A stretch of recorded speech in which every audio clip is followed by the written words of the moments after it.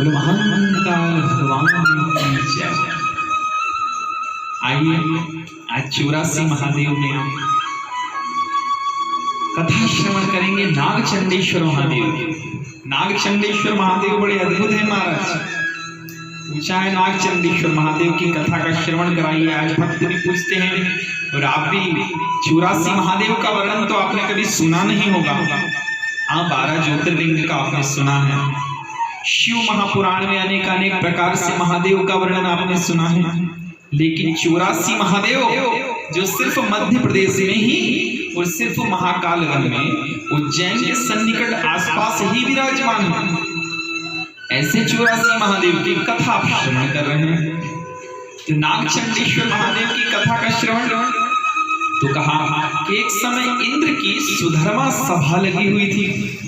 जब इंद्र की सुधर्मा सभा लगी हुई थी तो सुधर्मा सभा में नारद जी पधारे और नारद जी पधारे तो नारद जी से हाथ जोड़कर सर्वप्रथम निवेदन किया कि विराजमान होइए। इंद्र ने विराजमान किया, पूजन किया, पाठ किया और नारद जी से हाथ जोड़कर पूछा, महाराज पूज्य गुरुदेव मुझे बताइए कि ऐसा कौन सा तीर्थ है जिसके मैं दर्शन करूं, पूजन करूं, पाठ करूं, जिसका मैं मनन करूं।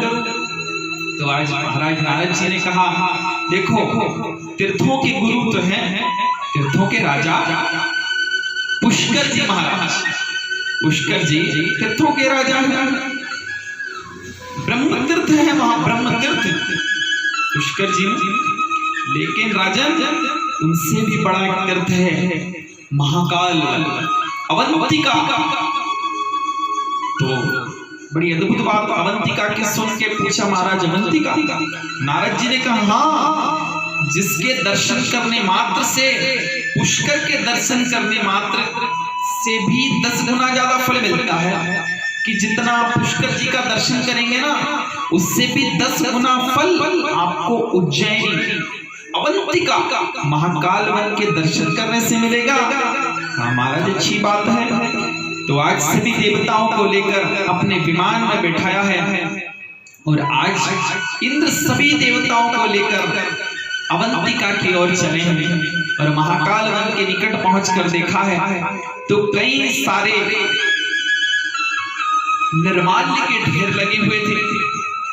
निर्माल्य के ढेर लगे हुए देखे तो इंद्र ने सोचा कि अगर निर्माल्य के ढेर के ऊपर से अगर मैंने इन्हें लांघ दिया तो मुझे तो महापाप लगेगा और मैं कई रोगों से ग्रसित हो जाऊंगा।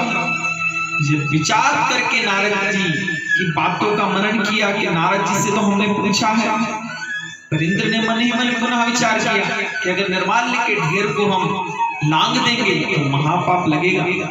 तो आज इंद्र ने पुनः वापस लौटने का विचार किया और पुनः लौटने लगे तो रास्ते में उन्हें भगवान महाकाल का भक्त मिला। तो इंद्र ने पूछा कि आप कौन हैं, कहां से आ रहे हैं? तो आज कहा कि मैं महाकाल का भक्त हूं और मेरा नाम नागचंड है और मुझे महाकाल भगवान भोलेनाथ का गण होने का सौभाग्य प्राप्त हुआ। कहा बड़ी अद्भुत बात है, आप कहां से आ रहे हैं? तो नागचंड ने कहा कि मैं अवंतिका से, महाकाल वन से महाकाल के दर्शन करके अनेकानेक लिंगों के दर्शन करते हुए आ रहा हूं। कहा अरे वाह, पर एक बात बताओ, तुम ऐसे भ्रमण करते हुए आ रहे हो और ये कई प्रकार के निर्माल्य के ढेर लगे हुए हैं, तुम्हें महापाप लगेगा? तो कहा महाराज, हाँ मैं जानता हूं मुझे पाप लगेगा, पर महाराज वही जहां महाकाल विराजमान है वही एक लिंग है ईशानेश्वर महादेव।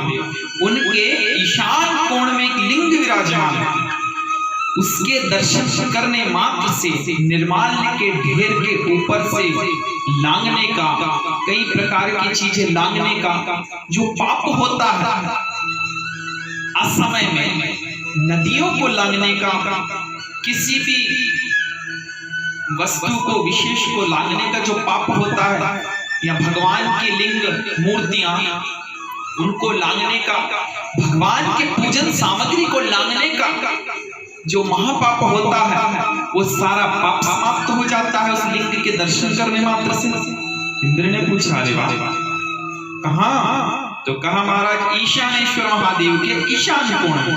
तो बड़ा अद्भुत वर्णन बताया है कि ईशानेश्वर देवश ही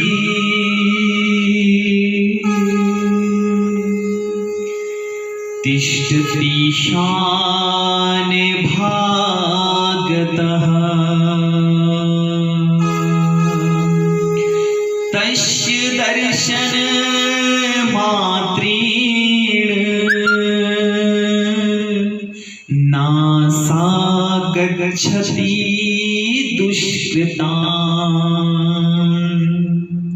तब सभी देवता पुनः अवंतिका की ओर गए हैं और अवंतिका की ओर गए हैं। फिर महाकाल दर्शन किया, फिर महाकाल क्षेत्र में घूमे और उस लिंग का दर्शन किया महाराज। और उस लिंग के दर्शन करने मात्र से शिव निर्माल्य को लांघने का सारा पाप उनका दूर हो गया। तो चाहिए कि हम भी जीवन में कई प्रकार की चीजों को लांघ देते हैं। भगवान के कई मंदिरों में जाते हैं, बड़े बड़े मंदिरों में जाते हैं, हम भी महाकाल घूमने जाते हैं, कभी वृंदावन घूमने जाते हैं, कई प्रकार की जगहों पर घूमने जाते हैं। और उस समय कभी घर के आसपास या हमारे गांव में, शहरों में बड़े बड़े मंदिर होते हैं, वहां का जल निकला हुआ होता है, कहीं फूल, कहीं हार रास्ते में फेंक दिए जाते हैं और उनको लांघने का जो पाप होता है उस पाप के हम भागी बनते हैं। इसलिए जीवन में एक बार महाकाल वन जाकर नाग चंडेश्वर महादेव का दर्शन करना चाहिए, क्योंकि उस लिंग के दर्शन करने के बाद नागचंड नामक भगवान के गण ने कही, इसलिए उसका नाम नागचंडेश्वर महादेव हुआ। तो इंद्र ने तुरंत ही वहां नागचंडेश्वर का नामांकरण किया है और नामांकरण करने के बाद महादेव का नाम नागचंडेश्वर महादेव हुआ है महाराज। तो जीवन में कभी ऐसा कार्य हो जाए, कोई पाप हमारे हाथों हो जाए, तो जीवन में एक बार नागचंडेश्वर के दर्शन करना चाहिए, जिससे सिर्फ शिव निर्माल्य लांघने का, जल लांघने का, दूध लांघने का, भगवान के कई पूजन सामग्री लांघने का जो पाप होता है वो समाप्त हो जाता है। ऐसी 84 महादेव के नागचंडेश्वर महादेव की महिमा आती है। बोलो नागचंडेश्वर महादेव की जय।